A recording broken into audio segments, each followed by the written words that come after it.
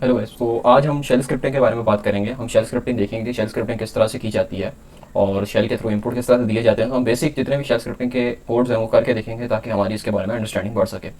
तो मेरा पहला क्वेश्चन ये है कि मुझे एक शेल स्क्रिप्ट लिखनी है जिसमें मैं 10 टाइम्स ये प्रिंट करूँगा कि welcome to the shell scripting. ठीक है, 10 टाइम्स मुझे कोड ऑफ लाइन प्रिंट करानी है। ठीक है, तो सबसे पहले हम एक फ़ाइल क्रिएट कर लेते हैं। फाइल क्रिएट करने के लिए सिंपल सा लॉजिक ये है कि मैं गेट लिखूँगा और मैं लिख दूँगा स्क्रिप्ट डॉट एस एच। मेरी स्क्रिप्ट क्रिएट हो जाएगी अभी, और इसमें अब आके मैं इधर एक कमेंट लगा देता हूँ कि कौन सी लाइब्रेरी के थ्रू मैं कोडिंग करूँगा। अच्छा, तो यहाँ पे जब मैं कोड करूँगा बेसिकली फॉर लूप में एक लगाऊंगा आई एन। मुझे 10 टाइम्स एक लाइन प्रिंट करानी है, क्वेश्चन मेरा ये है। तो मैं 1 लिखूंगा और मैं 2 बार डॉट लगाऊंगा और 10 लिख दूंगा।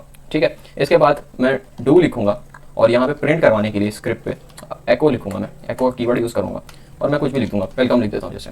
ठीक है, इसके बाद मैं डन लिखूंगा तो ये मेरा एक लूप बनेगा। तो लूप को अंदर जाने के लिए हम क्या करते हैं, पहले उसके पैरामीटर्स डिफाइन करते हैं। लूप को लिखने के बहुत सारे तरीके होते हैं, जिसमें से एक तरीका ये है जगह आई को मैंने आइट्रेट करा दिया 1 से लेकर 10 तक। तो वो 1 आई की वैल्यू 1 होगी, फिर 2 होगी, 3 होगी, 4 होगी, आफ्टरवर्ड जैसे चलती जाएगी। तो मैंने एक सिंपल सा ये कोड बनाया, इसको मैं सेव कर लेता हूँ पहले। अब मैं क्या करूँगा, मैं यहाँ पे इसको परमिशन अलॉट करूँगा। अगर मैं स्क्रिप्ट को परमिशन अलॉट नहीं करूँगा तो वो कुछ काम परफॉर्म नहीं कर पाएगी। तो मैं 777 करके उसको सारी परमिशंस दे दूंगा कि ताकि उसे कहीं पे भी प्रॉब्लम ना हो कि उसे कोड कंपाइलर मना करे कि तुम इस कोड लाइन ऑफ कोड को परफॉर्म नहीं कर सकते। तो मैं अपनी स्क्रिप्ट को रन करता हूँ। इसको पहले मैंने परमिशन अलॉट कर दी। अब मैं जैसे ही स्क्रिप्ट डॉट एस एच लिखूंगा तो ये देखें 10 टाइम्स वेलकम प्रिंट हो गया। ठीक है, अब इसी तरह से मैं कुछ और कोड्स कर दें। अब मुझे यूजर से इनपुट लेना है, मतलब मैं कमांड लाइन के थ्रू इनपुट दूंगा, वो इनपुट अपनी शेल स्क्रिप्ट में जाएगा और उसको फिर प्रिंट कराएगा। ठीक है, तो बनाना क्या है बेसिकली कि मुझे यूजर से एक नेम लेना है और उसकी डिग्री लेनी है कि वो क्या डिग्री कर रहा है, उसका बैच क्या है और उसके कोर्स का टाइटल क्या है। ठीक है, तो इसको परफॉर्म करते हैं जल्दी से। मैं एक स्क्रिप्ट बनाता हूँ दूसरी, स्क्रिप्ट 2 डॉट एस एच लिख देते हैं इसका नाम। ठीक है, एस एच उसकी एक्सटेंशन हो गई। अब बस यहाँ पे मुझे क्या करना है, मुझे सिर्फ एक लूप पहले रीड करना है। मुझे क्या करना है, वैल्यूज़ को रीड करना है कंपाइलर से। तो कंपाइलर से वैल्यूज़ को रीड करने के लिए, सॉरी कमांड लाइन से वैल्यूज़ को रीड करने के लिए मैं रीड का कीवर्ड यूज़ करता हूँ। मैं रीड लिखूंगा, मैं यहाँ पे कोई भी टेक्स्ट लिख दूंगा, एंटर योर नेम, तो वो कमांड लाइन पे शो होगा। ठीक है, इसको मैं थोड़ा डिज़ाइन कर लूँ। अब मैं क्या करूँगा, मैं अपना कीवर्ड लिख दूंगा जिसके अंदर वेरिएबल के अंदर नेम सेव होगा। तो मैंने वेरिएबल का नाम लिख दिया। इसी तरह से मैं रीड पी करूँगा और मैं यहाँ पे लिख दूंगा एंटर योर बैच। ठीक है, और यहाँ पे मैं उसका एक कीवर्ड बना देता हूँ बैच का। और इसी तरह से मैं रीड पी करके मैं लिख दूंगा एंटर योर डिग्री। आप कौन सी डिग्री परफॉर्म कर रहे हैं, मतलब कौन सी डिग्री आपने ली है। तो मैं सर डिग्री का वो लिख दूंगा। तो अब मुझे इसी को प्रिंट करवाना है तो मैं लिख दूंगा एको। मतलब अगर किसी भी वेरिएबल को अगर प्रिंट कराना होता है तो उसका सिंटेक्स देख लें, बहुत ईजी से डॉलर का साइन आता है और उस सिंटेक्स का नाम, उस वेरिएबल का नाम। इसी तरह से मैंने अगर बैच प्रिंट कराना है तो मैं बैच लिखूंगा और कोई भी मैं लिख सकता हूँ टेक्स्ट, लेकिन जब वेरिएबल प्रिंट कराना है तो वेरिएबल का डॉलर के थ्रू नाम आएगा और वो वेरिएबल प्रिंट हो जाएगा CLI पे। ठीक है, अब मैं बैच ले लिया मैंने और डिग्री था मेरा लास्ट कीवर्ड, तो मैं डिग्री लिख के डॉलर डिग्री। ठीक है, इसको मैं सेव कर लेता हूँ और अब मैं इसे जब रन करूँगा तो इसको मैं परमिशन अलॉट कर देता हूँ पहले। ठीक है, अब मैं इसको जैसे ही रन करता हूँ ./script2.sh तो परमिशन डिनाइड, ओह सॉरी मैंने उसको परमिशन नहीं। ठीक है, अब वो मुझसे नेम मांग रहे हैं, मैं एक्स नेम रख देता हूँ अपना। बैच में रख देता हूँ 14, बैच में कोई भी रख देता हूँ 14 बैच मेरा हो गया। डिग्री में कर रहा हूँ जैसे कंप्यूटर साइंस की, मैंने CS लिख दिया। ठीक है, तो देखिए नेम बैच और डिग्री प्रिंट हो गया। ठीक है, इसके बाद हम एक और क्वेश्चन करते हैं शेल स्क्रिप्टिंग का, जिसमें मुझे इनपुट लेना है और चेक करना है कि वो नंबर्स पॉजिटिव है या नेगेटिव है। यूजर से मैं इनपुट लूंगा एक नंबर और मैं चेक करूंगा कि वो पॉजिटिव है या नहीं। इसमें हम इफ एल्स का स्ट्रक्चर समझ जाएंगे कि इफ एल्स किस तरह से यूज़ किया जाता है। तो मैं क्या करता हूँ, मैं एक और स्क्रिप्ट बनाता हूँ, एडिट स्क्रिप्ट 3 डॉट sh और मेरी स्क्रिप्ट रेडी हो गई। अब मैं यहाँ पे स्क्रिप्ट लिख देता हूँ रीड पी। ठीक है, और मैं यहाँ पे लिख देता हूँ एंटर द नंबर। ठीक है, मैं उससे नंबर इंपुट ले लूँगा और नंबर को मैं सेव करा दूंगा नम के कीवर्ड में, नम के वेरिएबल में। मैं यूज़र से इंडेक्स, मैंने यूज़र से पूछ लिया नंबर, यूज़र मुझे कोई भी नंबर दे देगा, मैं अब उसको इफ एल्स के थ्रू चेक कर लूँगा। इफ एल्स का ये सिंटेक्स होता है, डबल ब्रैकेट्स लगते हैं उसमें, और मुझे इसमें नंबर ऑफ कंपेयर करना है। तो याद रखिएगा मैं नंबर ऑफ कंपेयर कर रहा हूँ तो मुझे डॉलर के थ्रू उसको एक्सेस नहीं करना। प्रिंट करवाना है या नंबर पे कोई ऑपरेशन परफॉर्म करना होता है किसी वेरिएबल पे या उसको प्रिंट कराना होता है तो हम डॉलर यूज़ करते हैं बेसिकली। अब इफ़ के अंदर जब इस तरह से हम इफ़ की कंडीशन लिख देते हैं तो उसके बाद हम एक ब्रेक लगा देते हैं। ठीक है, इसका मतलब ये कि हम नेक्स्ट लाइन से कंटिन्यू करेंगे। उसके बाद एक देन का कीवर्ड यूज़ होता है। उसके बाद मैं एको लिखूंगा और मैं यहाँ पे प्रिंट करा दूंगा नेगेटिव नंबर। नेगेटिव नंबर अगर वो नम से ग्रेटर देन लेस देन 0 हुआ तो वो नेगेटिव होगा और मैं नंबर को प्रिंट करा दूंगा साथ साथ। तो मैं लिख दूंगा कि ये नंबर एक नेगेटिव है और मैं डॉलर का साइन यूज़ करके नम लिख दूंगा। ठीक है, उसके बाद अगर मुझे चेक करना है कि या अगर वो नेगेटिव नंबर नहीं है तो हो सकता है वो पॉजिटिव नंबर हो, तो मैं लिख दूंगा नम ग्रेटर देन 0। ठीक है, नम ग्रेटर देन 0, स्पेसिंग कर दें थोड़ी। ठीक है, इसके बाद मैं फिर से ब्रेक लगाऊंगा, देन लिखूंगा और उसके बाद मैं फिर से एको लिख के और मैं लिख दूंगा कि अगर वो ग्रेटर देन 0 है तो बेसिकली वो पॉजिटिव नंबर होगा, तो पॉजिटिव नंबर। ठीक है, और मैं यहाँ पे डॉलर और नम प्रिंट करा दूंगा। इसके बाद मैं एक और कंडीशन लिख देता हूँ कि अगर वो नंबर 0 हुआ, मुझे सिर्फ चेक करना पॉजिटिव है या नेगेटिव है, लेकिन मैं एक एफिशिएंट कंडीशन भी लगा देता हूँ कि अगर 0 हुआ तो बेसिकली वो एक नंबर 0 है, होगा तो वो पॉजिटिव ही, लेकिन मैं उसको इस तरह से डिनोट कर दूंगा कि वो नंबर क्या नाम है 0 है। तो मैं लिख देता हूँ द नंबर इज 0। तो करना कुछ भी नहीं है इसमें, बेसिकली बहुत ईजी सा कोड है ये, मैं नंबर प्रिंट करा दूंगा।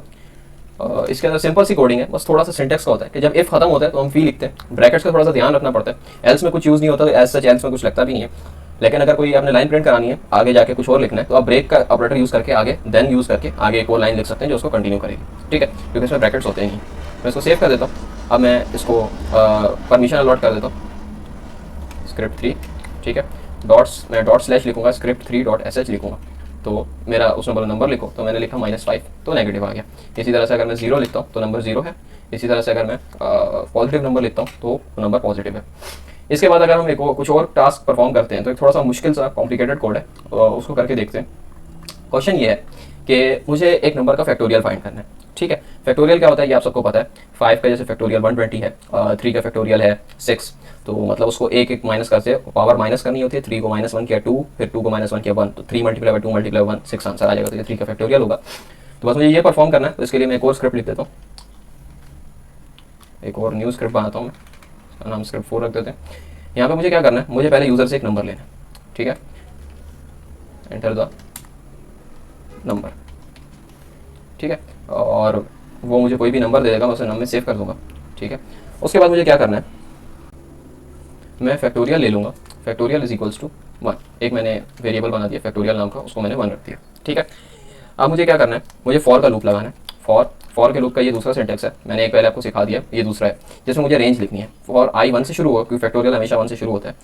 i less than is equals to number. ठीक है, i कहाँ तक चलेगा, जब तक वो नंबर से कम ना हो जाए या उसके बराबर ना हो जाए, और i को मैं इंक्रीमेंट करता रहूँगा। ये मेरा लूप बन गया। मैं इसके बाद ब्रेक का साइन लगा दूंगा, क्योंकि इसके बाद मुझे वर्किंग करनी है। डू मतलब मैं लूप में आ गया, मैं फैक्टोरियल लिखूंगा। ठीक है, और इज इक्वल्स टू को साइन लगा के डॉलर लिख दूंगा, क्योंकि मुझे अब एक वेरिएबल को एक्सेस करके उस पर कुछ मैथमेटिकल फार्मूला अप्लाई करना है। जब किसी वेरिएबल को एक्सेस करना हो प्रिंट करवाने के लिए, या उसे एक्सेस करना हो जब उस पर कोई ऑपरेशन परफॉर्म करना हो, तो हम डॉलर यूज़ करते हैं। तो मैं फैक्टोरियल मल्टीप्लाई बाय आई लिखूंगा, तो ये फैक्टोरियल मतलब जो भी मेरा नंबर है 1 से वो मल्टीप्लाई करना शुरू करेगा। 1 × 2 × 3 × 4, इस तरह से फैक्टोरियल में उसे सेव भी करता जाएगा। तो यहाँ पे मेरा लूप जब कंप्लीट हो जाएगा तो मैं डन लिख दूंगा, और उसके बाद मैं एको करके उसका फैक्टोरियल प्रिंट करा दूंगा। तो मैं लिखूंगा फैक्टोरियल ऑफ नंबर, मैं पहले नंबर प्रिंट करा देता हूँ, डॉलर नम इज, डॉलर का साइन लगा देते हैं फिर से, और यहाँ पे मैं लिख देता हूँ फैक्टोरियल। ठीक है, तो ये मेरा कोड है बेसिकली। इसको मैं बंद करता हूँ और इसको मैं परमिशन अलॉट कर देता हूँ।